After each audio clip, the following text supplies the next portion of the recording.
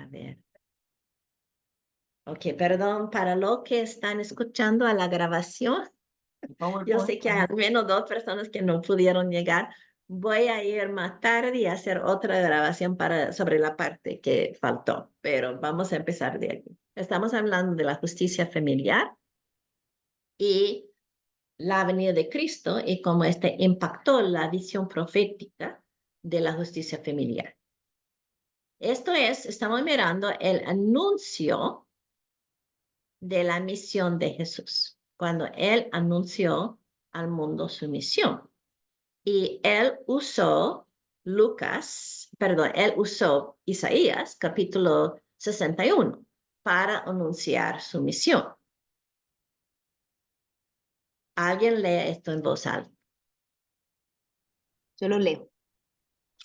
Fue a Nazaret donde se había criado y un sábado entró en la sinagoga como era su costumbre. Se levantó para hacer la lectura y le entregaron el libro del profeta Isaías. Al desenrollarlo, encontró el lugar donde estaba escrito: El Espíritu del Señor está sobre mí, por cuanto me ha ungido para anunciar buenas noticias a los pobres, me ha enviado a proclamar libertad a los cautivos y dar vista a los ciegos, a poner en libertad a los oprimidos, a pregonar el año del favor del Señor. Luego enrolló el libro, se lo devolvió al ayudante y se sentó. Todos los que estaban en la sinagoga lo miraban detenidamente. ¿Por qué lo miraban detenidamente? Yo pensé, como automáticamente yo pensé, es porque él dijo después que todo esto se cumplió por medio de él. Y por eso, pero la verdad es que ellos estaban mirándole detenidamente antes de que él dijo eso. ¿Por qué estaban mirándole así? Justo González me llamó mi atención a eso. Es porque él cambió la lectura. Cambió la lectura de 2 maneras. Él estaba leyendo del profeta Isaías capítulo 61, pero él metió una frase que no estuvo en Isaías 61, estuvo en Isaías 58.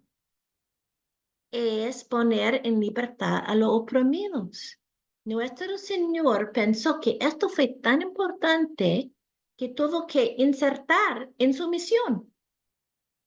Si alguien, hermanos, hermanas, si alguien en su iglesia iba a leer la Biblia y añadió un versículo, ¿cómo reacciona la gente?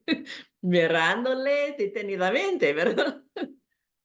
El otro cambio es que él no terminó la lectura donde terminó. Termina un versículo después de este versículo 19. La razón por qué porque terminó con esto fue enfatizar esto. ¿Y qué dice este versículo que está enfatizando? Pregonar el año del favor del Señor, que es código profético para la llegada del Mesías y el jubileo eterno.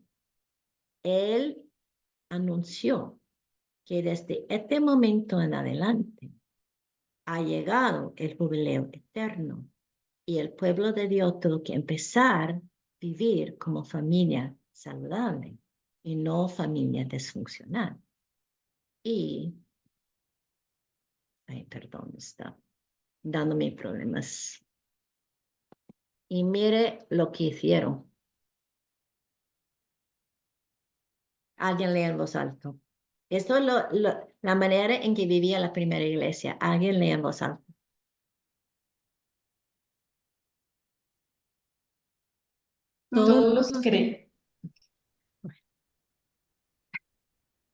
Todos los creyentes estaban juntos y tenían todo en común.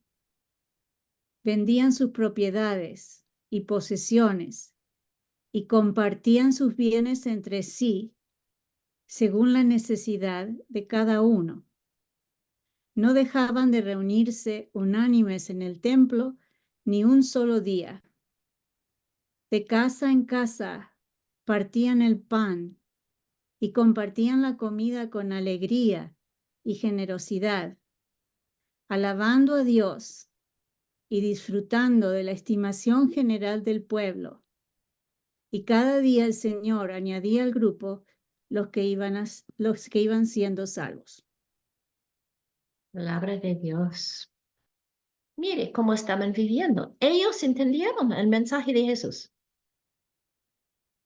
No es que estaban viviendo una vida socialista. Esto no había sido inventado. No hubo socialismo. Estaban viviendo como familia saludable, cuidándose una otra, responsable un otro por su hermano. ¿Y qué pasó como resultado? Cada día el Señor añadía los que iban siendo salvos. Yo quiero que ustedes imaginen que todos los cristianos en el mundo viven como familia saludable. Que no, imagínense, que no puede imaginar un niño en África muriendo de hambre, un niño cristiano, porque alguien va a asegurar que no pasa. Porque quizás algunos cristianos no van a tener 3 Mercedes-Benz, pero ningún niño cristiano va a morir de hambre. ¿Creen ustedes que cada día así el Señor añada los que están siendo salvos? Imagínense. Esta es la justicia familiar. Y puede preguntar, pero esto es solo para personas adentro de la familia de Dios en la iglesia, ¿verdad? Bueno, este es un debate, pero la verdad es que ni vivimos esto en la familia de Dios en la iglesia. Pero la iglesia, la frontera de la iglesia no define el fin del amor de Dios. Porque mire, cuando el pueblo de Dios estuvo en exilio, que el Señor dijo, además, buscan el bienestar de la ciudad a donde los he deportado y piden al Señor por ella. Porque el bienestar de usted depende del bienestar de la ciudad, ¿como qué? Como una familia. Porque la verdad es que solo hay un Padre Celestial. Y de una manera u otra manera, todos somos familiares. Y notan que Babilonia fue su enemigo. Están diciendo que deben tratar aún su enemigo como su familia, porque el bienestar de nosotros depende en el bienestar de todos. Esa es la justicia familiar. Y quiero decir, como una característica más de la justicia familiar. Si no se practica en el proceso de alcanzar la justicia, nunca va a alcanzar la justicia. Y quiero sacar a flotar, no quiero presentar 2 lecturas que nos ayudan a sacar a flotar el significado de todo eso. Esta también es una lectura bien conocida sobre el cuerpo de Cristo, pero hay 2 frases que nunca pone atención, casi nunca. Entonces, alguien lee en voz alta esta lectura de Corintio.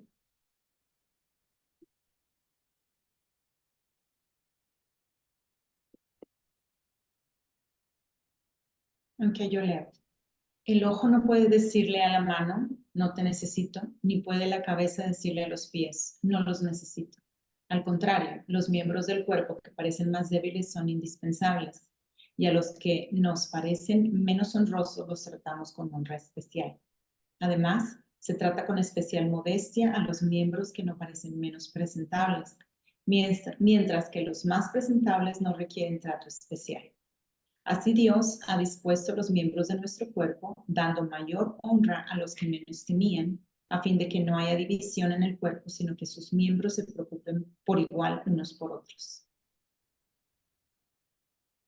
Todos los miembros del cuerpo son preciosos, igualmente preciosos. No hay alguno más precioso de otros. todos los miembros del cuerpo son igualmente importantes, relevantes y necesarios. No queremos perder la mano ni el pie. Pero nota, la única manera en que llegamos a una situación, alcanzamos una situación en que tratamos a todos como si fueran igualmente preciosos, es dando mayor honra a los que menos tenían. Qué interesante, ¿verdad? Es porque naturalmente en un mundo caído damos más honor a los honrados. La única manera en que vamos a llegar a la igualdad de valor es intencionalmente dando más valor a la gente más despreciada. Este es parte de la justicia familiar. Y hermanas, esto trata de cómo vivimos diariamente en la iglesia. ¿A quién enfocamos? ¿Quién recibe el puesto de honor? Las oportunidades. Usualmente no la gente más despreciada. Pero la primera iglesia fue diferente. En la lectura que leímos hace algunos minutos, en que la gente estaba compartiendo sus bienes, esto no describe una situación sin conflicto, creo. ¿Verdad? ¿Han tratado de compartir bienes con un grupo de personas? Es muy difícil, especialmente cuando hay diferencias de poder entre el grupo. En la primera iglesia en que estaba viviendo así, cuidándose como familia saludable, hubieron dos grupos diferentes. Un grupo de judíos que se han nacido en Israel, eran ciudadanos. Y otro grupo que sus padres o abuelos se han nacido en Israel, pero después han mudado a otro país y sus hijos se han nacido en otro país, pero quisieron venir a vivir en Israel. A veces hablan de ellos como griegos, pero no eran griegos, eran inmigrantes a Israel. Personas que de descendencia judía, pero han nacido en otro lugar y inmigraron a Israel. Entonces, fue un grupo de ciudadanos y un grupo de inmigrantes. Y siempre no hay igual poder entre un grupo de ciudadanos y un grupo de inmigrantes. No hay. Entonces tenemos dos grupos en diferentes niveles de poder y podemos referir a estos grupos como hebreos y griegos, pero para que comprendamos mejor la situación debemos referir a ellos como ciudadanos inmigrantes en nuestras mentes. Ok, quiero que alguien lea en voz alta y otra vez es Justo González quien me ayudó a clarificar mi comprensión de esta lectura. Pero alguien lee ahorita. Esta lectura otra vez muy popular, muy famosa sobre los diáconos, pero alguien lee en voz alta.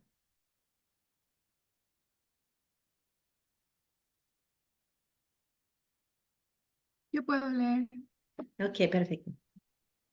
En aquellos días, al aumentar el número de discípulos, se quejaron los judíos de habla griega contra los de habla hebrea, de que sus viudas eran desatendidas en la distribución diaria de los alimentos. Así que los 12 reunieron a toda la comunidad de discípulos y les dijeron: no está bien que nosotros los apóstoles descuidemos el ministerio de la palabra de Dios para servir las mesas. Hermanos, escojan de entre ustedes a 7 hombres de buena reputación, llenos de espíritu y de sabiduría, para encargarles esta responsabilidad. Así nosotros nos dedicaremos de lleno a la oración y al ministerio de la palabra. Esta propuesta agradó a toda la asamblea. Escogieron a Esteban, hombre lleno de fe y del Espíritu Santo, y a Felipe, a Prócoro y a Nicamor, a Timón, a Parmenas y a Nicolás, que era de Antioquía y se había convertido al judaísmo. Los presentaron a los apóstoles, quienes oraron y les impusieron las manos. Y la palabra de Dios se difundía, el número de los discípulos aumentaba considerablemente en Jerusalén, e incluso muchos de los sacerdotes obedecían a la fe. Gracias. Miran a los nombres de los escogidos como diáconos. ¿Son nombres hebreos? ¿Qué piensan? Griegos. Griegos. Y no la mitad, cada uno. Cada nombre. Es como si estuviéramos hablando de una iglesia, voy a darles un ejemplo moderno, una iglesia anglosajona grande con un consejo completamente anglosajón, como los apóstoles, todos los apóstoles completamente judíos nacidos en Israel. Bueno, como un consejo de ciudadanos. Y en esta iglesia hay una misión, hay una iglesia de inmigrantes. Y la iglesia de inmigrantes está creciendo y empieza a quejar porque no tiene bastante espacio para todas sus necesidades. Y dice, ustedes, la iglesia anglosajona, están usando más espacio. Y nosotros pueden darnos un poco más de espacio para nuestro ministerio. Y usualmente hay una de dos respuestas. El consejo de la iglesia anglosajona puede dar una respuesta dulce, puede decir, vamos a considerar y quizás vamos a darle un poco más espacio. Vamos a evaluar, danos tiempo y después quizás vamos a darle un poco más espacio. O puede tener otro tipo de respuesta, puede decir, bueno, nosotros necesitamos nuestro espacio, busca otro lugar. Imagínense si la iglesia anglosajona va a decir, bueno, es que vamos a crear un comité para decidir un uso del espacio justo. Y cada miembro de este comité será migrante. No mitad, cada uno del comité, dando más honra a los que no han sido honrados.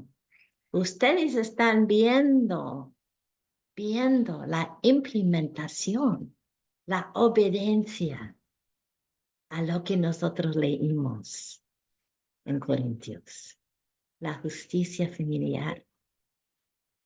¿Y qué pasa cuando ellos hicieron esto? Bueno, muchos consejos anglosajones van a pensar, si damos todo el poder de decisión a los migrantes, ¿qué pasa a nosotros?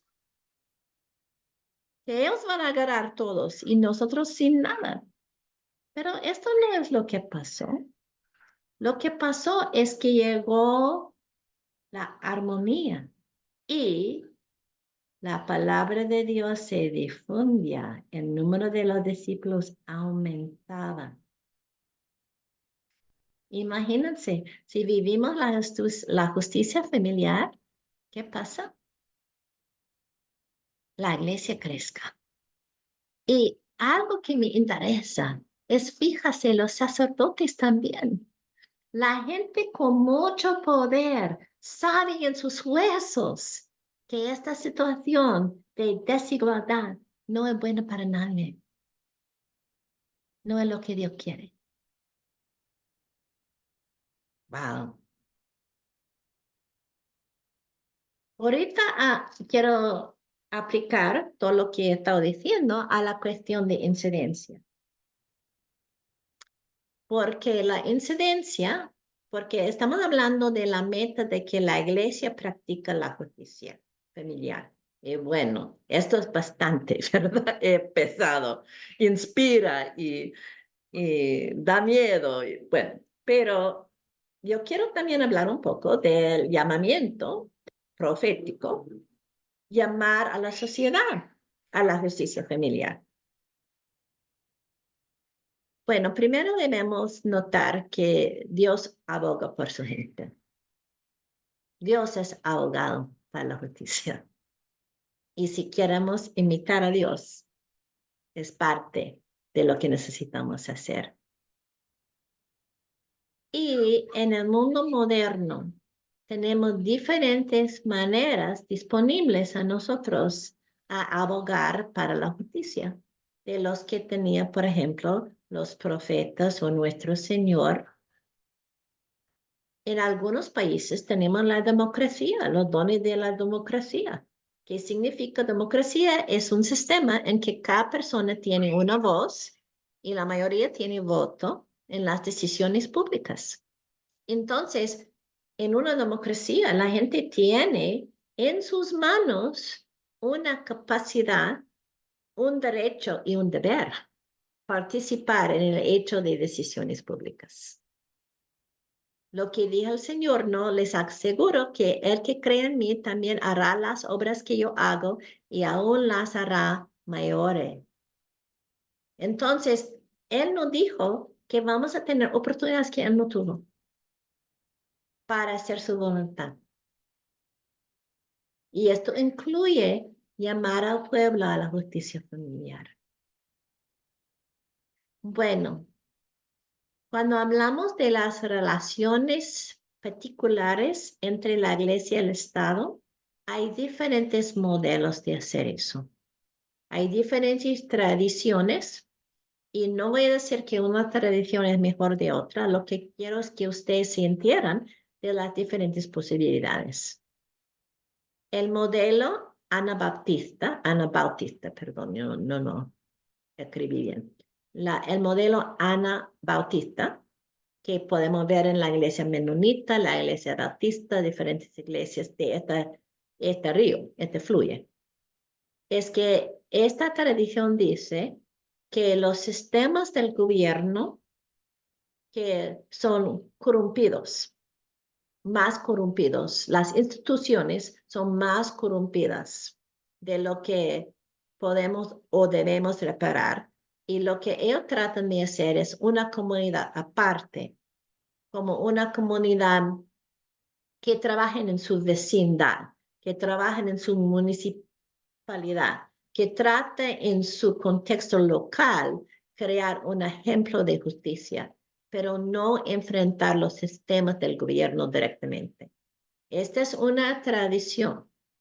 Es una tradición de involucramiento con las decisiones públicas, pero aparte del gobierno. También existe la tradición reformada, que representa la iglesia luterana, presbiteriana, metodista, muchas diferentes iglesias. Y esta tradición dice que podemos enfrentar a los poderes del gobierno, podemos influenciar, debemos influenciar y debemos negociar y debemos así trabajar para el bienestar del pueblo.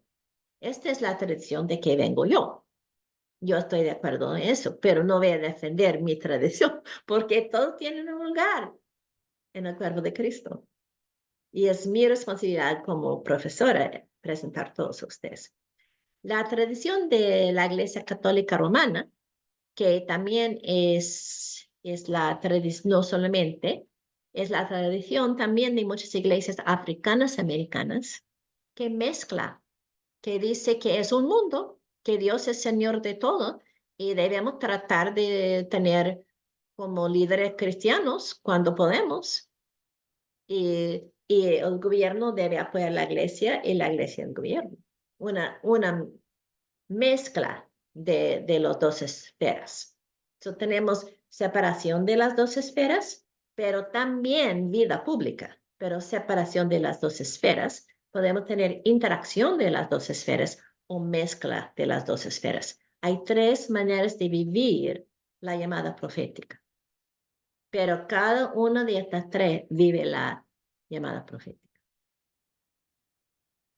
Yo sé que es complicado, yo puedo enseñar una clase entera solo en esta cuestión, pero ahora solo estoy presentando estos conceptos a ustedes porque estamos hablando de qué es la noticia. Bueno, no puedo hoy en día no mencionar el nacionalismo cristiano, porque el nacionalismo cristiano no representa otro matriz de conceptos diferente de cualquier de los conceptos que presentado. El nacionalismo cristiano dice que la nación es la representación moderna del pueblo de Dios. Por ejemplo, en los Estados Unidos, los que practican y que creen en el nacionalismo cristiano creen que los Estados Unidos representan el pueblo de Dios.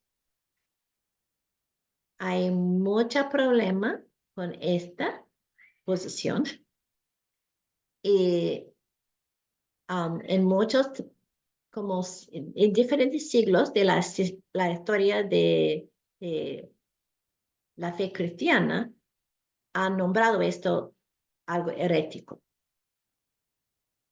porque asume que un pueblo puede ser cristiano en vez de individuos haciendo la decisión si sigue a Cristo o no. Entonces, es herético, pero es muy común hoy en día. A veces cuando persona no quiere participar o quiere combatir el nacionalismo cristiano, va al opuesto de retirarse completamente de la esfera pública. Y para responder a esta tendencia necesitamos hablar de la teología pública.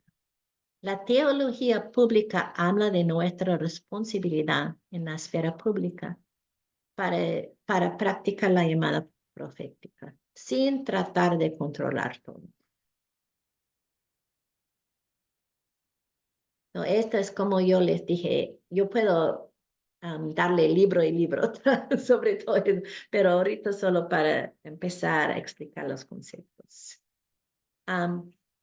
Cuando el último debate, hay un debate entre los cristianos por todos los siglos que creemos que tenemos una llamada en la esfera pública, que necesitamos practicar la teología pública, tenemos algo que decir al mundo.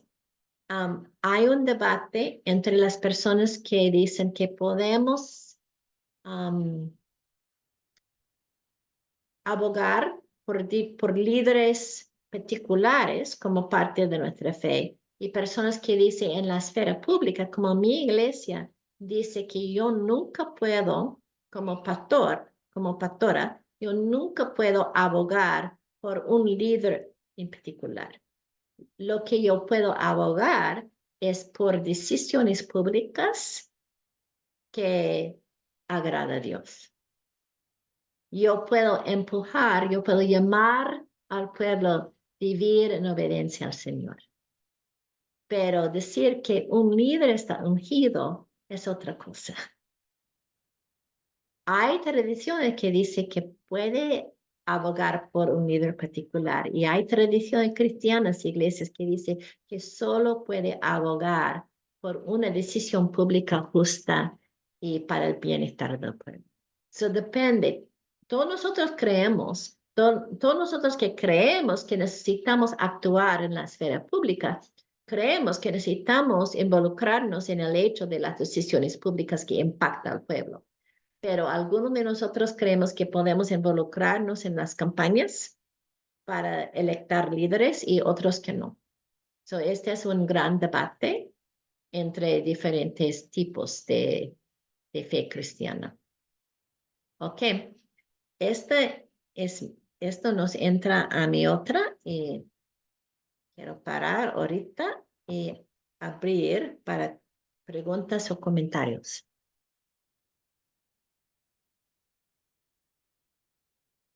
La justicia. Necesitamos que amar la misericordia y practicar la justicia como estrategia hacia la vida abundante comunal. Marcos. No, nada, un pequeño comentario. Estaba pensando un poquito en el caso de Hechos capítulo 2 de la iglesia primitiva, el primer sermón de Pedro, etcétera, etcétera, los primeros que entran y todo esto, ¿no?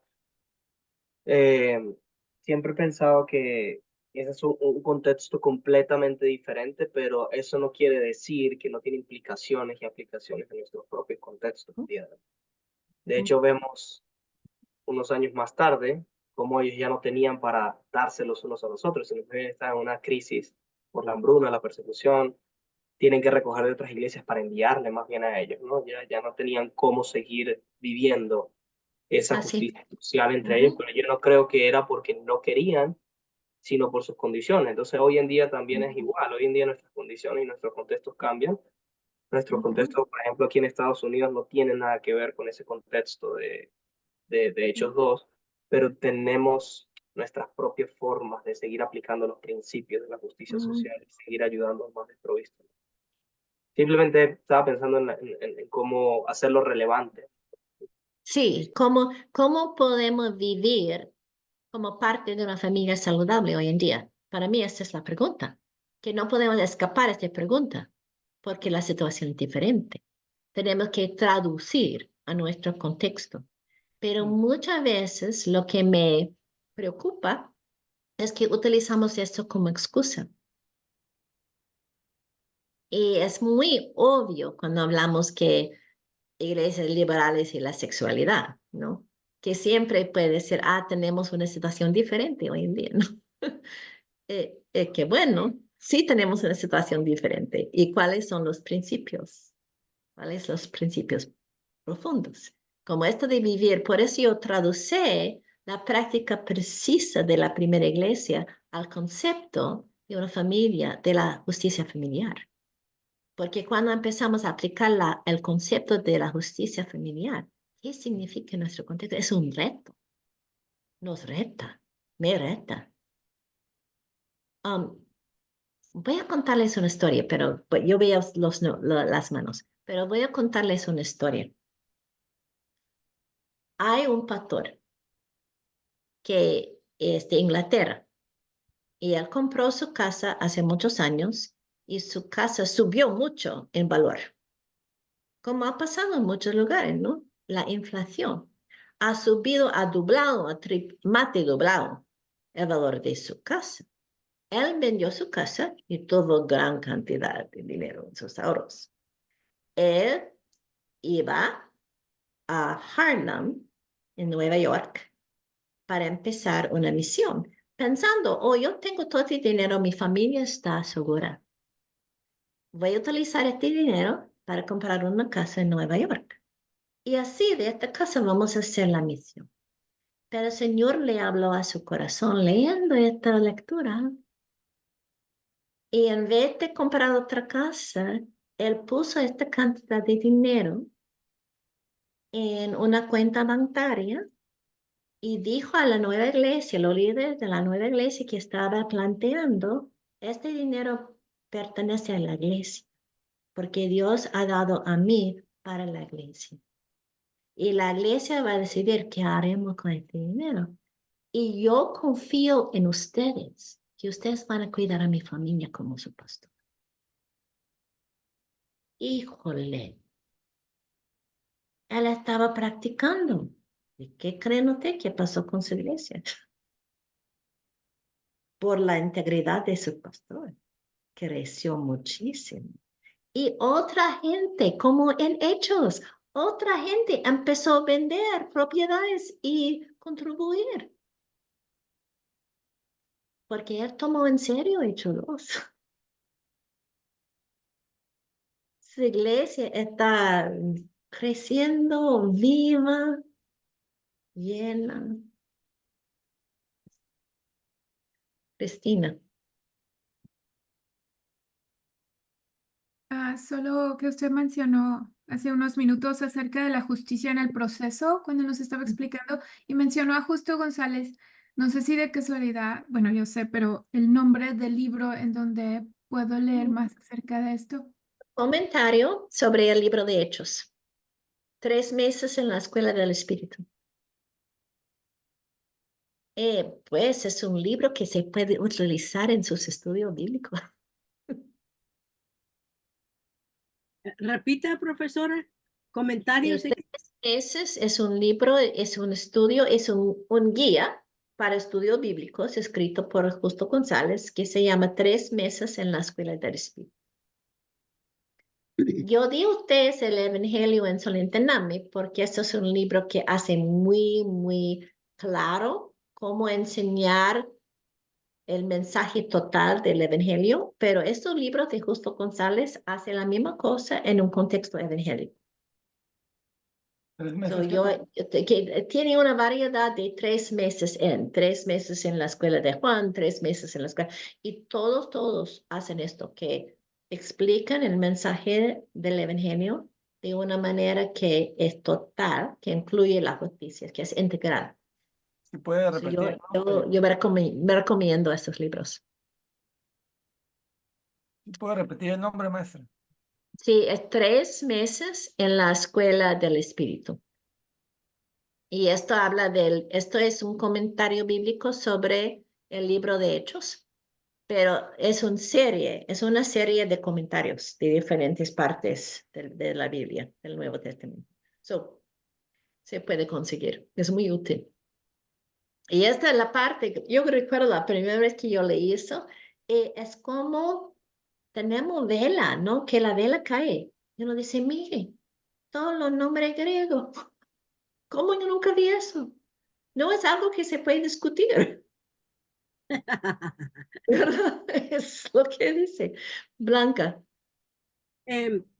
Hoy que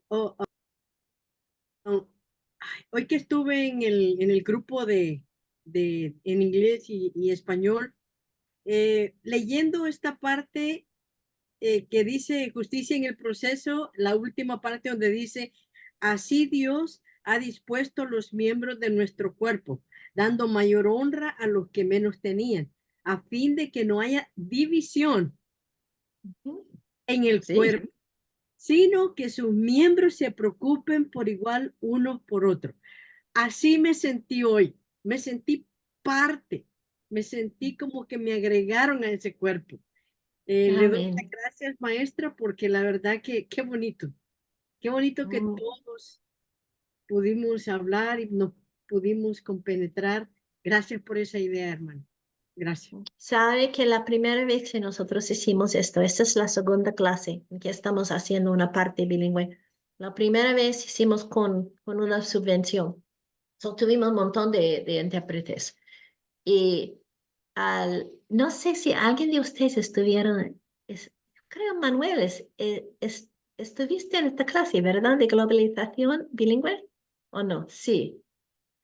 Porque quizás fue que fuiste tú, pero yo recuerdo un momento en la última, y Nancy también tú estuviste en la última sesión, una pastora joven de los Estados Unidos, anglosajona, que estábamos compartiendo todos, ¿no?, el resultado de la clase. Y ella dijo, nunca me di cuenta que tuve algo importante de aprender de pastores latinos. Y alguien, y quizás fuiste tú, pero no estoy segura, alguien de la clase en español dijo, y yo nunca supe que yo tuve tanto que de contribuir a ustedes. Y fue un momento sagrado, un momento de 1 Corintios 12. Nancy.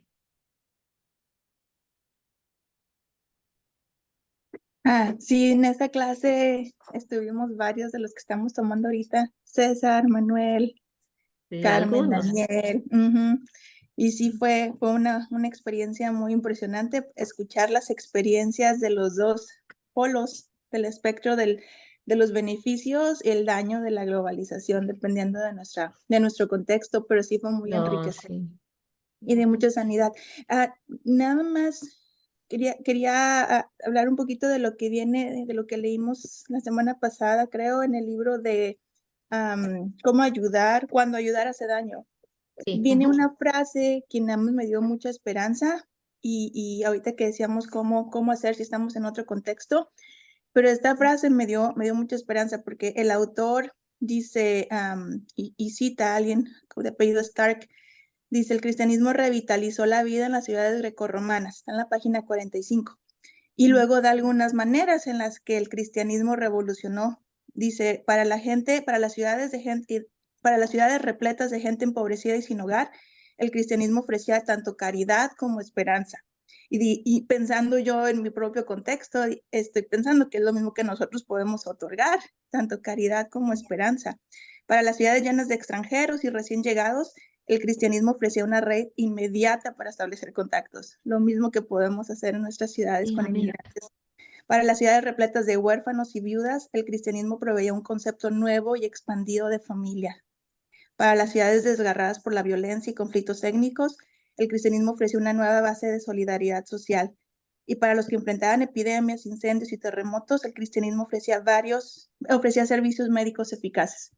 Y cuando leía esta frase, nada más me daba como mucha esperanza de que todo eso es algo que podemos hacer, que sí tenemos a la mano, que cuando la gente llega a nuestras iglesias del trayecto que hayan llegado, especialmente inmigrantes, encuentran una familia, encuentran contactos, salen adelante, encuentran la esperanza que necesitan y a veces nos podemos sentir como, ¿qué más podemos hacer? Pero aún el trabajo que podemos hacer es bastante y recompensa mucho tener esa familia espiritual que Dios nos ha regalado. Quizá nuestro trabajo ahora es expandirlo, traer más transformación, traer más salud, traer mayor bienestar. Y ahí es donde entra mi pregunta y mi conflicto con el nacionalismo cristiano o la teología pública. Sí. Especialmente aquí en Estados Unidos o en México, que también estamos en tiempo de elecciones. ¿Cómo podemos navegar el ser eficaces en la búsqueda de bienestar y de shalom cuando estamos en un clima tan politizado? Cuando todo lo que decimos o hacemos se puede asociar con un candidato o con una organización o los mismos partidos políticos y sus comunidades de base nos buscan como iglesias para darnos recursos, pero al mismo tiempo esos recursos tienen un precio de un alineamiento político que es demasiado alto.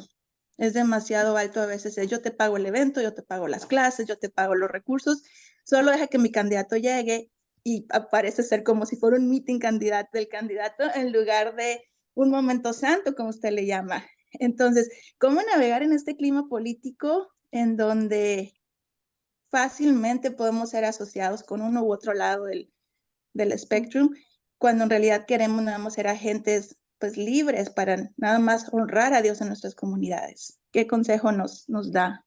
Es muy buena pregunta y yo estoy recibiendo esta pregunta de muchas personas hoy en día.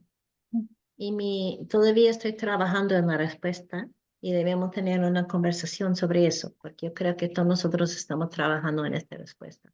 Pero para empezar, tenemos que reconocer que nuestro Señor Jesús caminaba en el medio de algunos conflictos políticos fuertísimos. Hubieron 3 partidos. Nosotros pensamos en ellos como como grupos religiosos, pero la verdad es que en primer siglo los grupos religiosos fueron grupos políticos.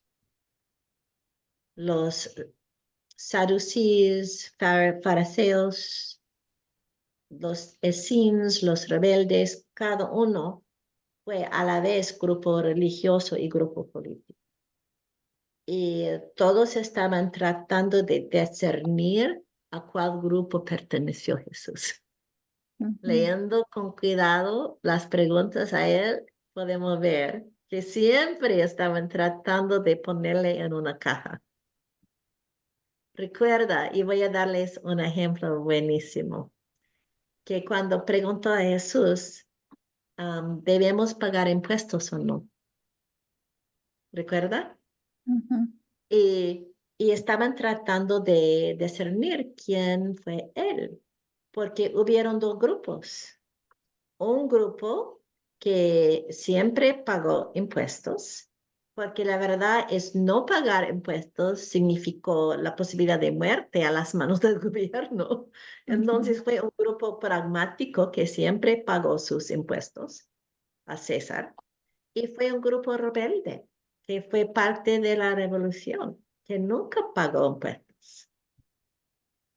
Entonces, cuando Jesús respondió, da a César lo que pertenece a César, no estaba diciendo, sí, paga impuestos. No estaba uniéndose con el grupo de conservadores. No, cada judío, cada mañana, dijo en su oración, todo el mundo pertenece a Dios. Esto fue una frase que cada mañana, cada hebreo, cada judío dijo esta frase. Entonces, cuando nuestro Señor dice, da a César lo que pertenece a César, cada judío escuchando sabe que ¿qué pertenece a César? Nada. Todo pertenece a Dios. Entonces, él escapó completamente las categorías de su mundo. No estaba uniéndose ni con un lado ni con el otro lado. Estaba poniendo a pensar toda la gente. Pensar en quién es importante y en Dios. Entonces, a mí esto nos da un ejemplo. Debemos no pertenecer a nadie sino Dios. Y buscar la oportunidad en cada conflicto, en cada situación, revelar quién es Dios. Debemos parar de reaccionar y ser proactivo. Utilizar, no ser utilizado. Confiar que Dios es más. La palabra de Dios no se puede confinar en una caja política. Pero sí tiene implicaciones para todo. Llama a todos nosotros a rendir cuentas. Bueno, con eso voy a dar tiempo de descanso porque tengo otra presentación para esta noche. Entonces, a las 7:20 y usted tiene que calcular por su zona de tiempo, pero 20 minutos después de la hora. Ok, ahorita.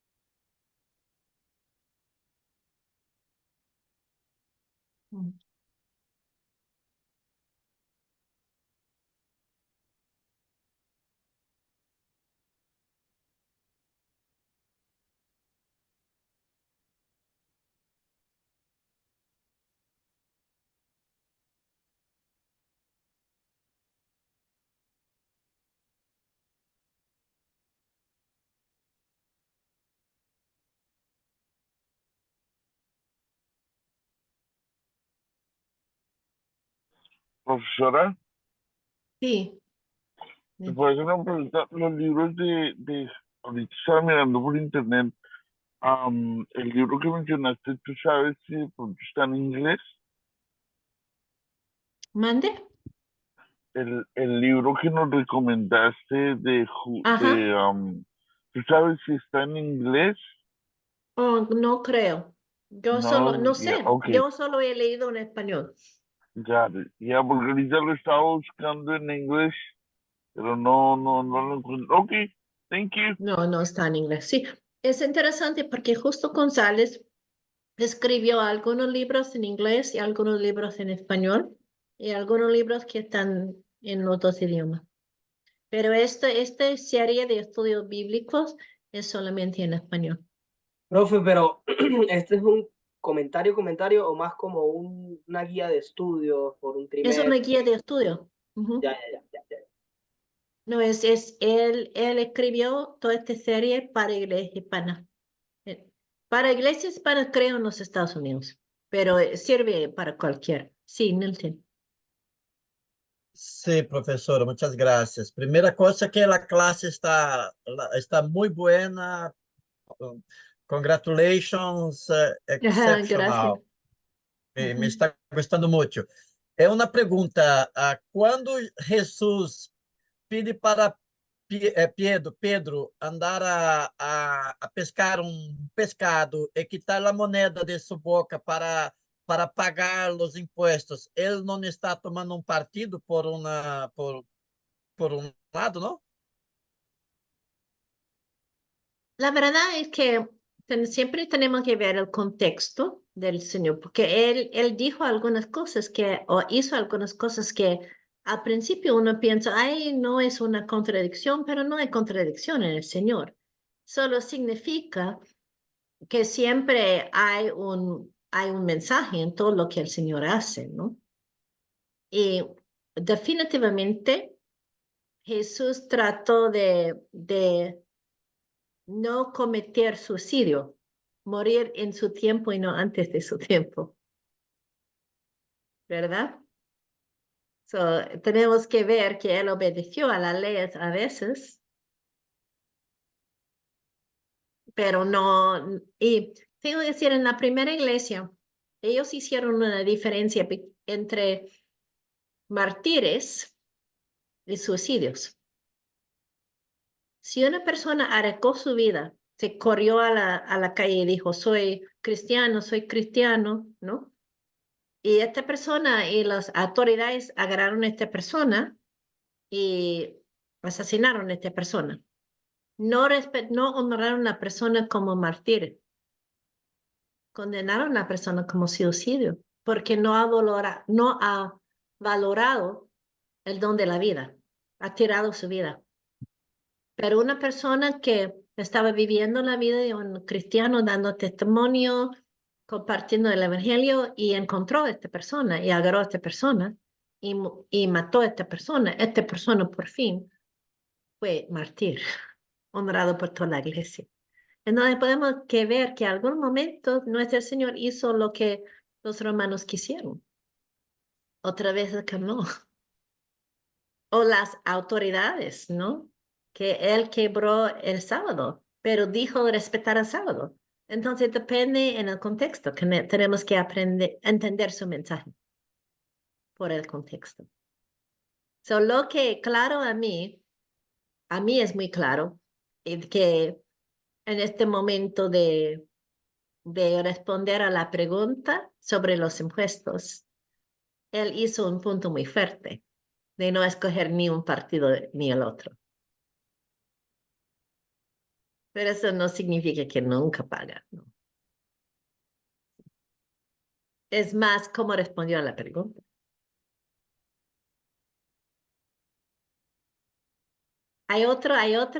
También hay otro sobre esta cuestión particular. Hay otro diálogo entre los rabinos que dice que un centavo está hecho en la imagen de un líder político, pero el ser humano está hecho en la imagen de Dios. Yo Y, entiendo más el pasaje con ese trasfondo, que somos la imagen de Dios y eso es lo que tenemos que darle a él. Bueno, y es obviamente más o menos el contexto judío. Nada le pertenecía a él porque ellos pertenecían completamente a él. fue una acción muy, muy profunda.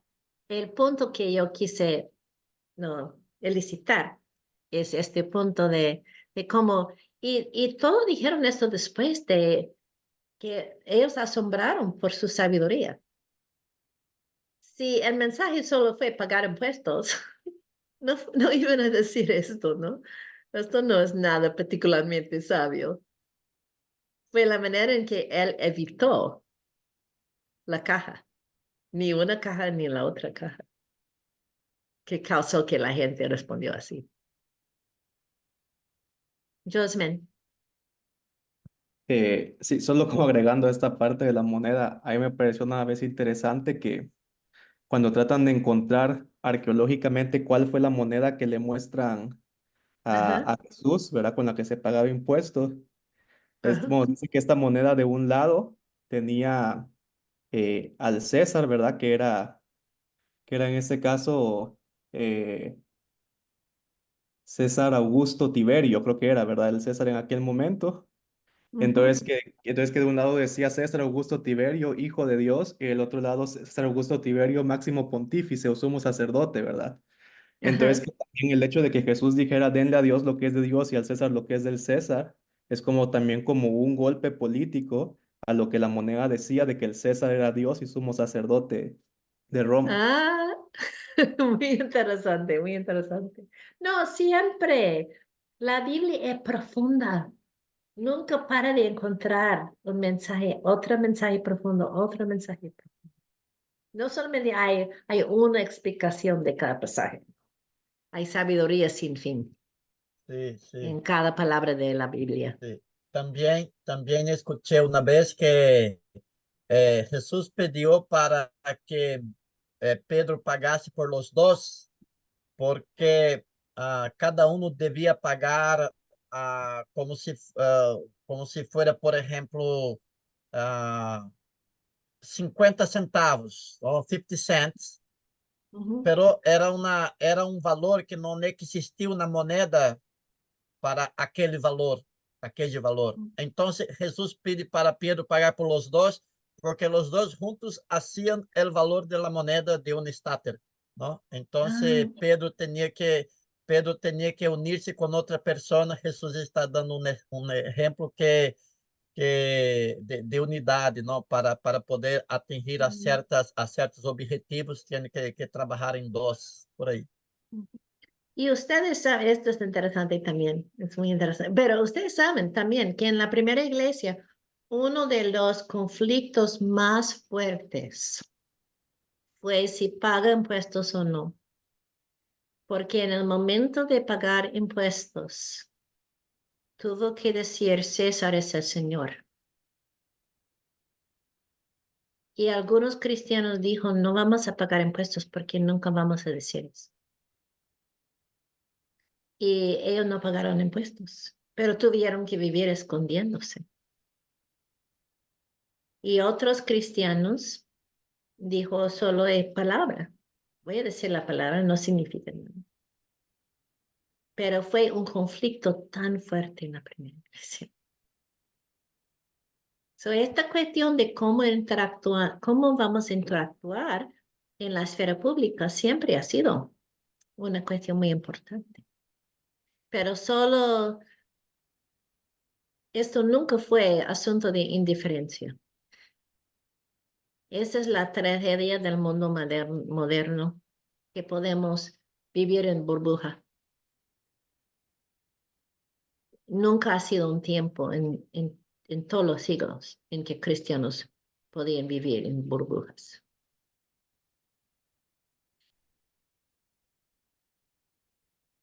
Bueno, yo tengo otra presentación para ustedes sobre esta cuestión de dónde empezamos. Si queremos empezar o profundizar nuestro involucramiento, nuestra misión en la comunidad, ¿dónde empezamos y cómo? Déjame compartir mi pantalla.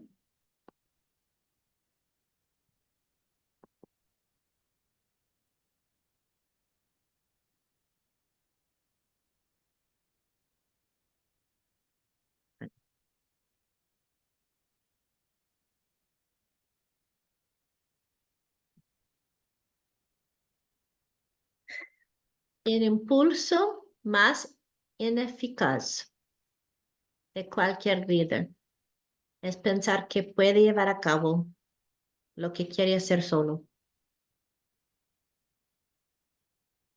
Que yo tengo una idea, voy a empujar a todos a hacer mi idea. O yo voy a hacer sola, sin involucrar a nadie.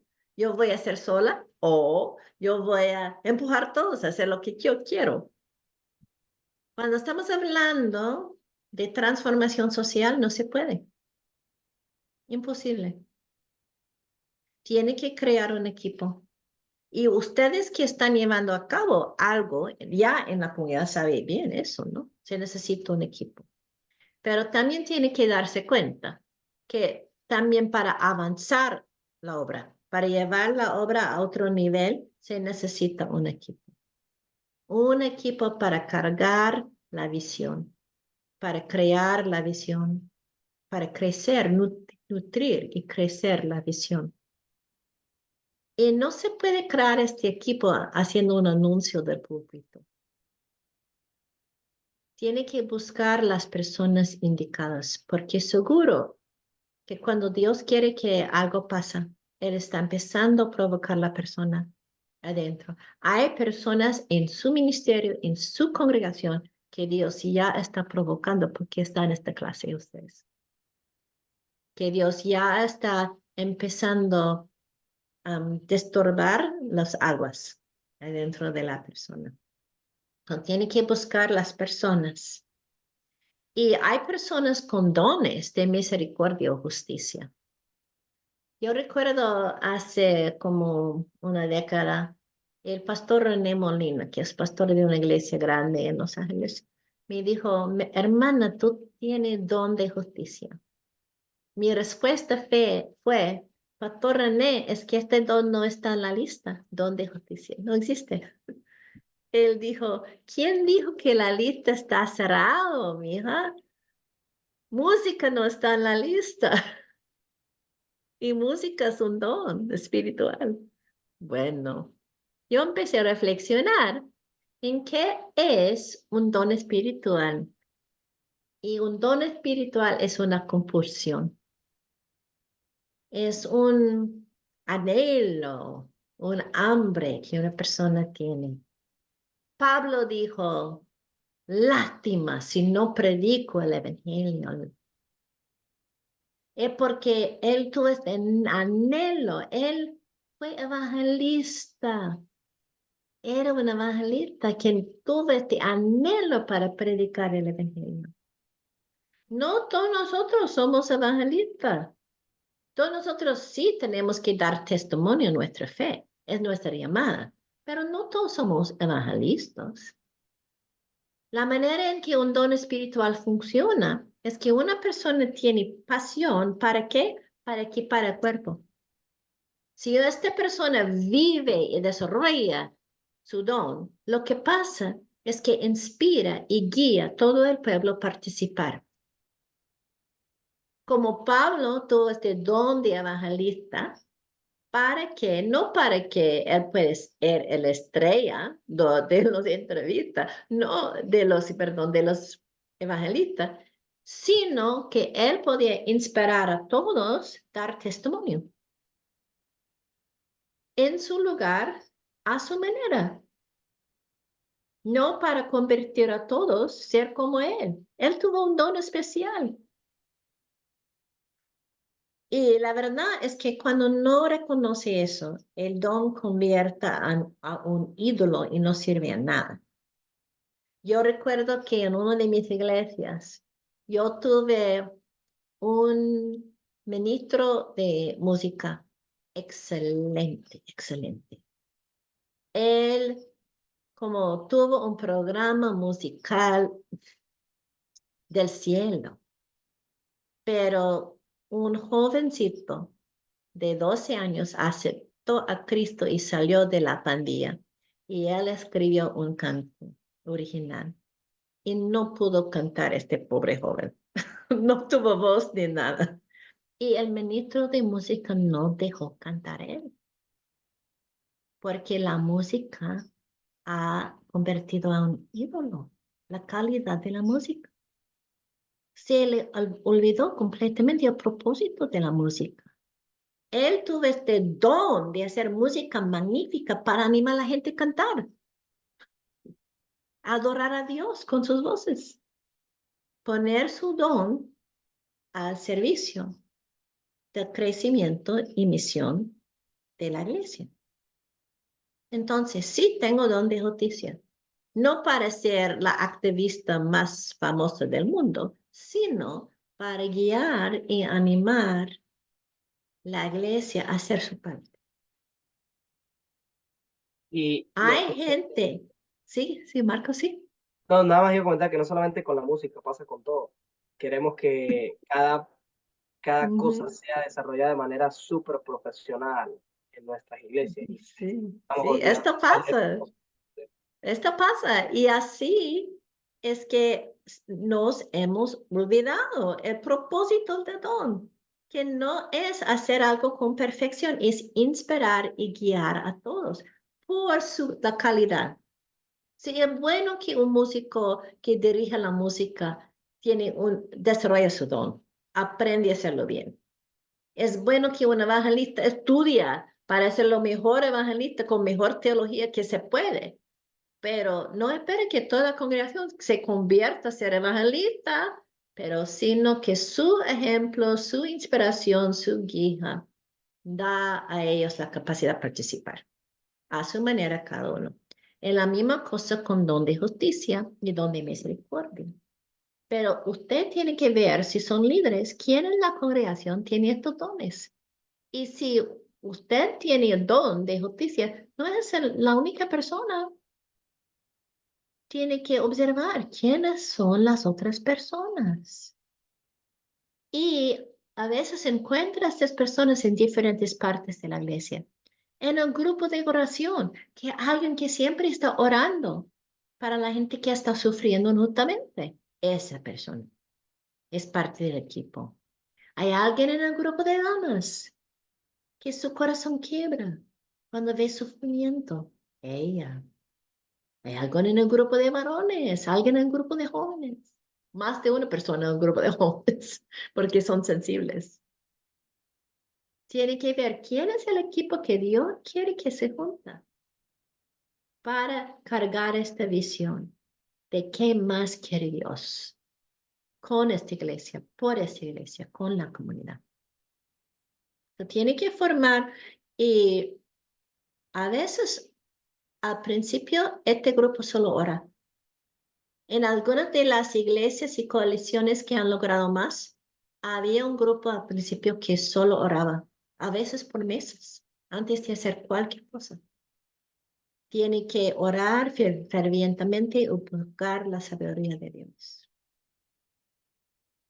Y es muy importante, a veces solo mira también si hay gente en la congregación que ya está de su manera, aparte de su manera chiquita, están haciendo algo para ayudar a esta persona. Esta persona puede ser parte del equipo. Bueno, muchas veces, como Blanca estaba hablando de cómo los pastores a veces sirven como obstáculos. Bueno, a veces no puede incluir a los pastores o los pastores más altos. A veces los pastores sí están a favor, pero a veces no tiene tiempo. Pero es importante que hay un Gamaliel. ¿Recuerda quién era Gamaliel? Era miembro de Sanedrín, que no era cristiano, no era discípulo de Cristo, pero secretamente era a favor de Cristo. Entonces, hay personas en el liderazgo de cualquier iglesia que secretamente a veces está a favor de todo eso, de una misión integral. Y es bueno que el equipo tiene la aprobación de esta persona o una relación con esta persona, aunque el pastor no está completamente. Es necesario. Y con tiempo, con el próximo paso de que voy a hablar, que de la interacción con la comunidad, que voy a la asesoría de la comunidad en un momento, pero con tiempo va a empezar a incluir personas de la dicha comunidad, a veces de otras iglesias, amigos de la iglesia, va a incluir otras personas en este grupo, pero al principio consiste de miembros de la iglesia. Y es importante como en las primeras fases del principio de un nuevo proyecto o el crecimiento del proyecto, es importante que hay educación y formación general en la congregación. Yo he trabajado mucho con asuntos de refugiados. No puede empezar un proyecto para ayudar a refugiados sin una fundación de enseñanza sobre la misión integral. No tiene que enseñar sobre refugiados, pero tiene que enseñar sobre la misión integral, porque si no hay nada de formación, va a crear conflicto. Y no estoy hablando de formación muy particular, algo más general. Yo conozco un pastor que logró en eso porque solo habló de amor, como 3 meses de sermones sobre el amor. Y cuando empezó a hacer su proyecto en su comunidad para ayudar a los niños y abogar por los niños, la congregación estuvo lista, porque 3 meses de hablar de ternura, de amor. Entonces, tiene que establecer una como fundación, una fundación de formación de la congregación. Mientras el grupo chiquito está empezando su oración y reflexión. Bueno, este grupo chiquito, con quizás algunos otros miembros, después de orar un tiempo, tiene que empezar una investigación, una asesoría de la comunidad. Y esta foto es John Perkins. Él es el fundador de la Asociación Cristiana para el Desarrollo Comunitario en los Estados Unidos. Y él tiene una historia larga, magnífica. No tengo tiempo de contar la historia de su vida, pero estoy citando a él cuando yo hablo de una iglesia para o a favor de o con la comunidad, porque esto fue la formulación de él. Y hay muchas iglesias que solo están en su comunidad, no tienen ninguna relación con la comunidad. Hay iglesias que están a favor de su comunidad, pero el nivel más poderoso de involucramiento es estar con su comunidad. Entonces, ayuda un poco esta distinción. Pero para estar con la comunidad, necesita un nivel de intimidad con la comunidad. Tiene que conocer su comunidad. Y en la teología práctica, como ustedes que han tomado la clase de teología práctica, siempre empieza con la conciencia de que Dios está obrando en la comunidad. Y tiene que entrar a la comunidad esperando ver lo que Dios está haciendo. ABCD, ustedes han leído construyendo comunidades desde adentro, es una técnica para el desarrollo comunitario que empezar con reconocer los dones y capacidades de la gente en la comunidad y unir sus dones y capacidades, unir a la gente con el basis de sus dones, sus oportunidades y sus capacidades. En vez de solo ver a una comunidad como un lugar lleno de necesidades, tiene que ver las capacidades de la comunidad. Y hay una fórmula que se usó en las comunidades de base que es ver, juzgar, actuar, que tiene que ver y después juzgar y después actuar. ¿Y por qué es importante? ¿Por qué es útil eso? Es porque a veces saltamos a juzgar y no hemos visto. porque es muy natural, hermanos, que cuando salimos de la iglesia y vemos a la comunidad, vemos lo que esperamos ver, según nuestras asunciones. Ya hemos juzgado. Entonces, si ya hemos juzgado, no vamos a ver todo lo que existe. Primero tenemos que ver con ojos abiertos lo que existe, la necesidad, pero también lo que Dios ya está haciendo. Y por eso yo he dado a ustedes una serie de videos del pastor Michael Mata, que él es experto en la planificación urbana, también es pastor, también es doctor de sociología, y él hace caminatas con la gente, que tiene que caminar en la vecindad de su iglesia. Y Blanca, como en la situación tuya, a veces tiene que ir como 2 millas de la iglesia, no está alrededor de la iglesia, no se puede, pero como 2, 3 millas de la iglesia, en la mayoría de lugares sí hay un lugar en que hay necesidad.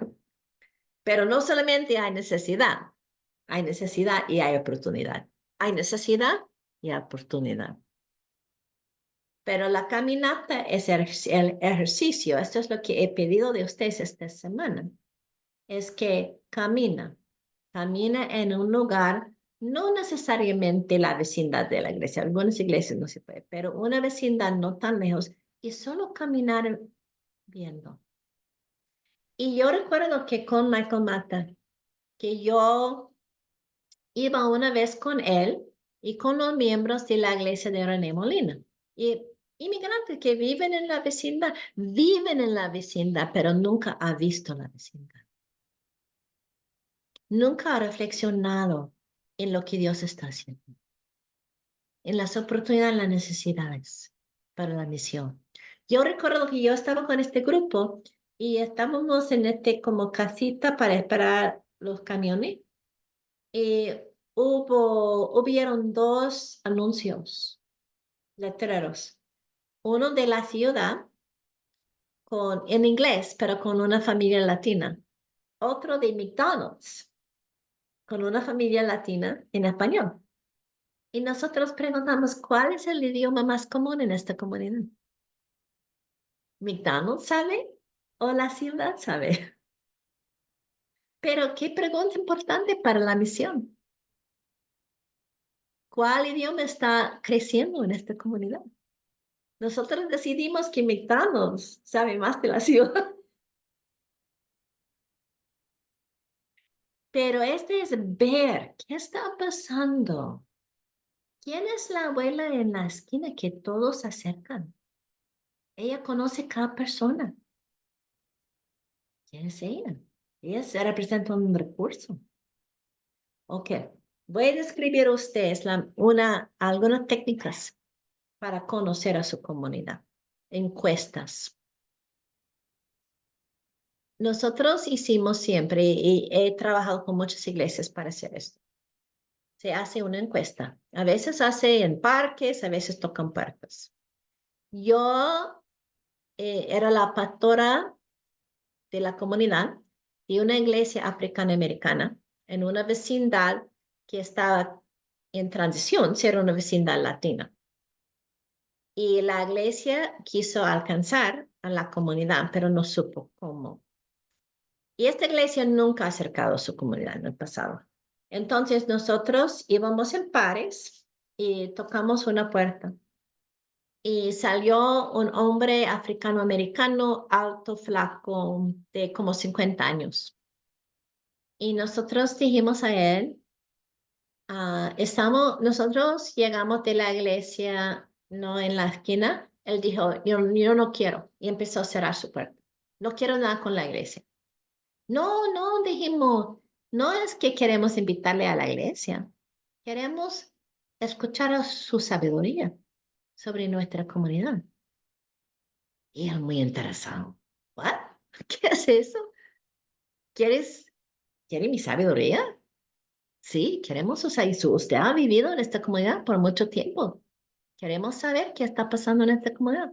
Oh, bueno, ya salió de la casa y cerró la puerta, pero estaba con nosotros afuera. Y nosotros le preguntamos, ¿qué es la necesidad más grande en esta comunidad, Señor? Y él dijo, ay, esos jóvenes. Hay jóvenes terribles en esta comunidad, mal educados. Bueno, que siempre está causando problemas. Y nosotros le preguntamos, ¿y qué quiere? ¿Qué es su sueño? ¿Qué es su sueño para esta comunidad? ¿Qué quiere hacer? ¿Qué es la solución que quiere? Empezó a pensar, reflexionar. Es que él nos dijo, ¿sabe? Estos niños no tienen nada en esta comunidad. No tienen oportunidades para trabajar. No tienen oportunidades para actividades sanas. No hay nada para ellos. Oh, entonces, ¿qué cree que debemos hacer? Oh, debemos tener una asociación de básquetbol. Oh, sí, esto es algo saludable que ellos pueden hacer, bueno para su cuerpo, bueno para su mente. Ok, Señor.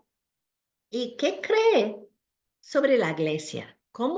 ¿Qué cree, de qué manera cree que la iglesia debe participar en eso? Oh, usted tiene un poco de tierra. ¿Usted puede arreglar algo para que haya juego de básquetbol en la iglesia? Sí, usted puede hacer eso. La última pregunta. Y Señor, ¿cómo puede ayudar usted con eso? Él empezó a sonreír y entró a la casa y salió con una pelota. Y él dijo, la verdad es que yo jugué de una manera profesional como joven.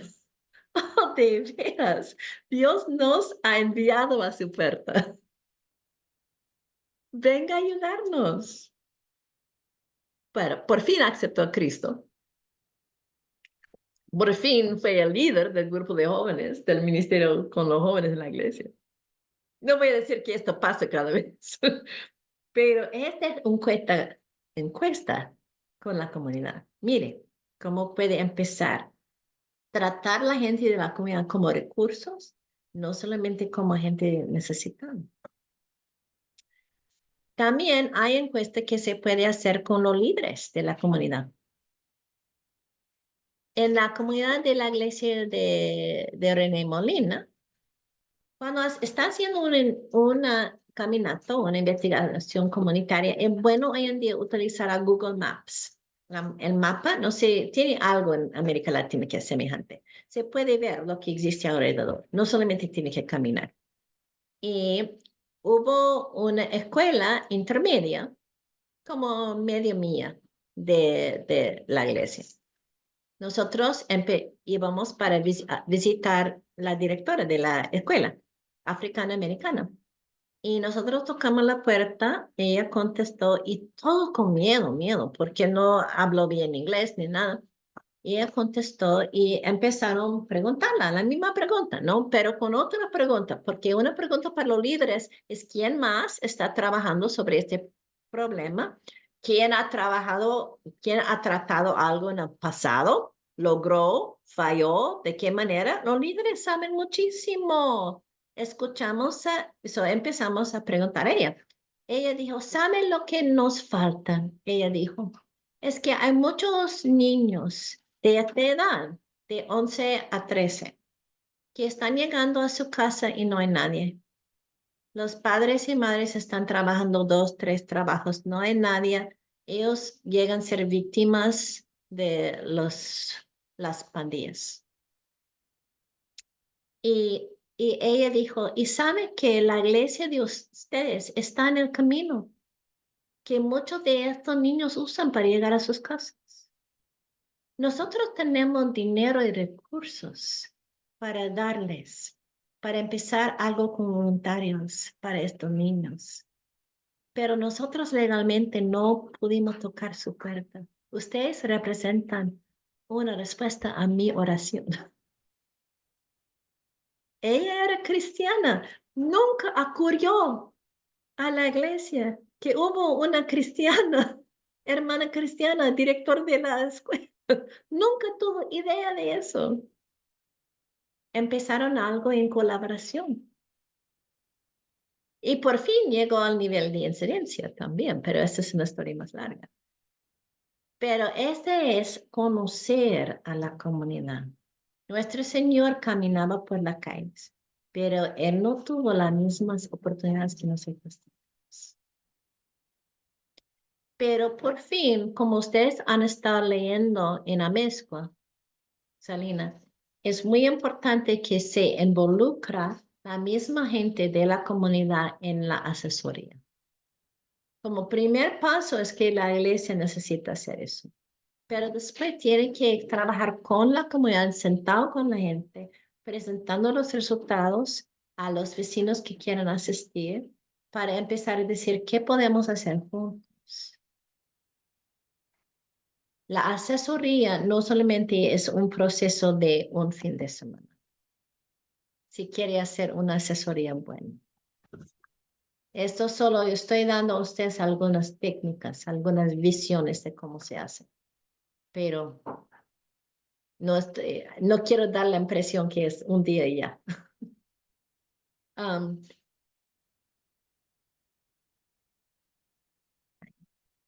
Están dando mi problema. Ay, aquí. Van a descubrir cuando hace todo eso que hay muchas más posibilidades de que uno puede aprovechar. Muchas más oportunidades, muchas más posibilidades. Así es cuando empiece a buscar la conexión dulce. Esta es la frase, la conexión dulce. Esta es la conexión entre los intereses, pasión y dones de la congregación y qué está pasando en la comunidad. Hay posibilidades que son aptas para empezar algo nuevo. Hay algo que está pasando en la comunidad o una oportunidad que cabe perfectamente con quién es esta iglesia. Y tiene que buscar esta conexión dulce. ¿Qué es el deseo, el anhelo de la congregación? ¿Y qué es la oportunidad de la comunidad? Va a encontrar una conexión.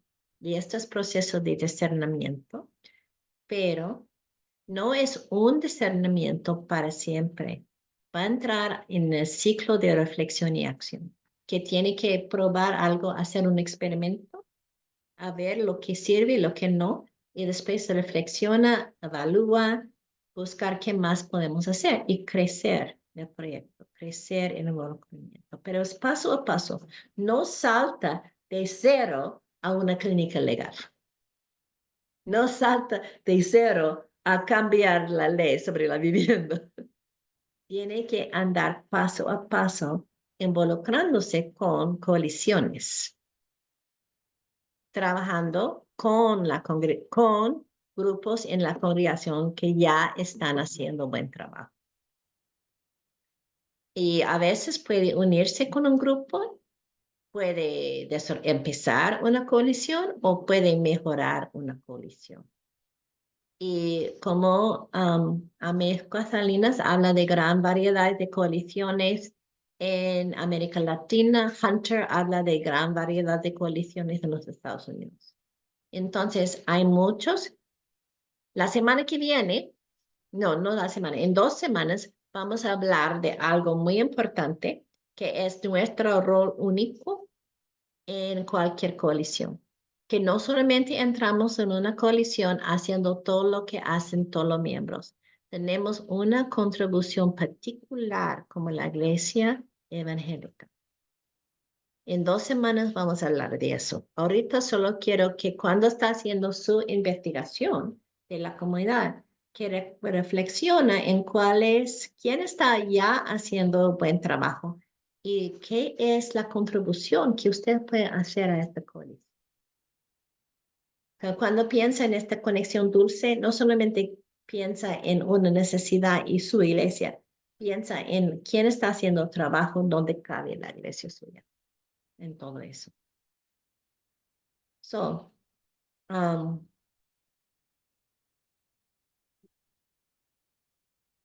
Hay más, pero yo tengo que parar porque ya es la hora.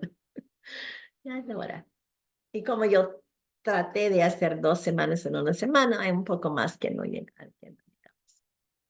Pero espero que fue útil eso. Y yo sé que cada situación es un poco diferente, pero es un proceso general para utilizar, para empezar y para llegar a algo. Hay una pregunta que está quemando en alguien para antes de que vamos a terminar. Lu. Bueno, rápido, muchísimas gracias. Esto ha sido fenomenal, la verdad, enriquecedor. Y sobre todo este último punto del encontrar el niche, porque a veces uno se siente culpable de que quiere hacerlo todo, pero así como en las marcas, yo que me desempeño en branding y mercadotecnia, encuentras tu niche y luego por ahí es un laser focus, como le decimos. No puedes disparar para todos lados, sino con un rayo láser enfócate y así vas a ser más productivo. Y la segunda es, a mí me encantaría que nos proporcionara, por favor, una lista. Yo, la verdad, a veces me limito en pensar qué tipo de acciones sociales o en qué tipo de involucramiento. Me gustaría pensar fuera de la caja y no solamente en pensar en los que comúnmente conocemos, ¿verdad? Sino, si usted nos pudiera proporcionar un listado, yo lo apreciaría bastante. Lo que puede verlo es que en los libros que he asignado a ustedes hay ejemplos, ¿no? Hunter da un montón de ejemplos en su campo, como su campo es la justicia criminal, se llama criminal justice, ¿no? Su campo es eso, de quitar la discriminación en el sistema de justicia, básicamente. Él da como un montón de ejemplos. También en Amezcua Salinas, lo que me gusta que ella da ejemplos en el contexto de América Latina, que es importante. En el libro que yo escribí, que es Faith Rooted Organizing, Faith Rooted, yo puedo mandar a todos ustedes, el problema es que está en inglés, pero en el tiempo moderno se puede utilizar Google Translate. AI es increíble, que yo agarré el otro día un libro en portugués y yo nunca he leído, ¿no? Y con AI, increíble, ¿no? Yo les doy permiso a traducir mi libro, pero hay un montón en mi libro, hay un montón de ejemplos. Y porque uno puede dar, creando una lista, lo que no hay fin de esta lista, porque es buena noticia. Hay muchísimas cosas. Y es una razón, hermanos, hermanas, es que yo pido que ustedes busquen una organización para estudiar.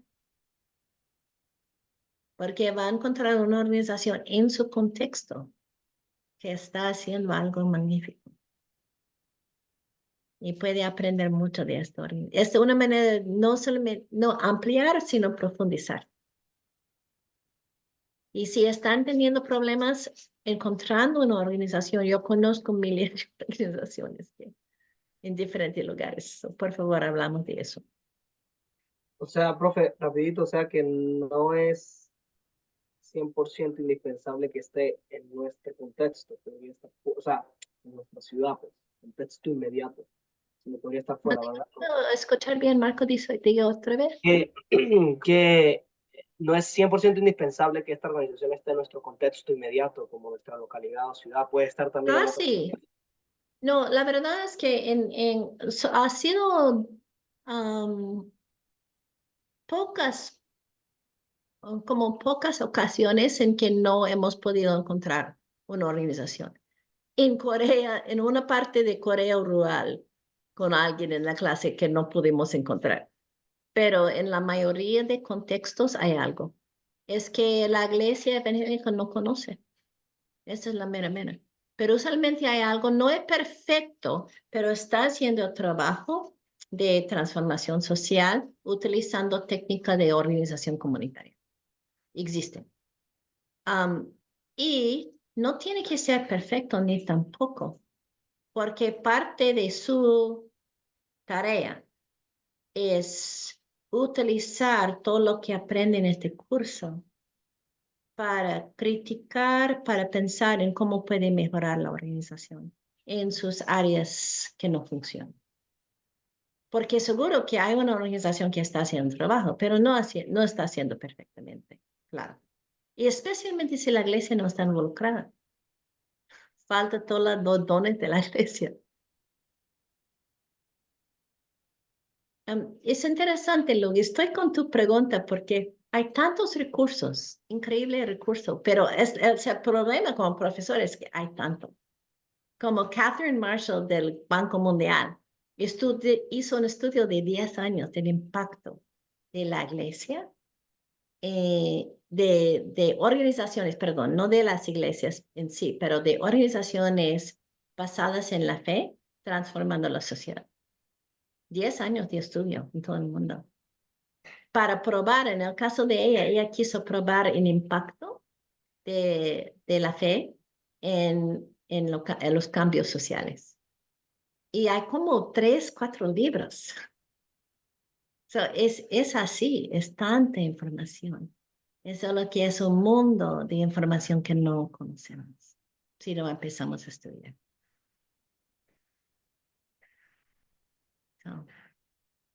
Pero si tiene curiosidad sobre un problema en particular, estoy pensando, no en voz alta, pero y quiere ejemplo de una organización que está haciendo un buen trabajo con un sector particular o un problema particular, háblame, porque yo puedo quizás pensar en un ejemplo particular que trata de eso. O también en su área del país o en su país, a veces yo conozco. Ok, hasta la semana que viene. Maestra, una preguntita, ¿sí nos va a pasar el PowerPoint? ¿Mande? El PowerPoint de hoy sí lo va a pasar. Oh, la PowerPoint ya está, siempre está. ¿En qué parte está? Está en Canvas. Y donde dice no recurso. ¿Cómo? Ahí está en Canvas. En la semana 3. Sí, a la mitad, porque yo combiné la segunda parte del PowerPoint de semana 2 con la primera parte del PowerPoint de semana 3.